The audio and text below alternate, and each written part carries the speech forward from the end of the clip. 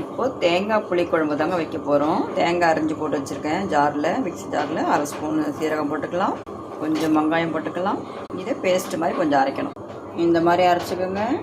இப்போ சட்டி வச்சு எண்ணெய் ஊற்றிருக்கேன். எண்ணெய் காஞ்சிடுச்சு. இது பாருங்கள், கடுகு, சீரகம், அப்புறம் வெந்தயம்.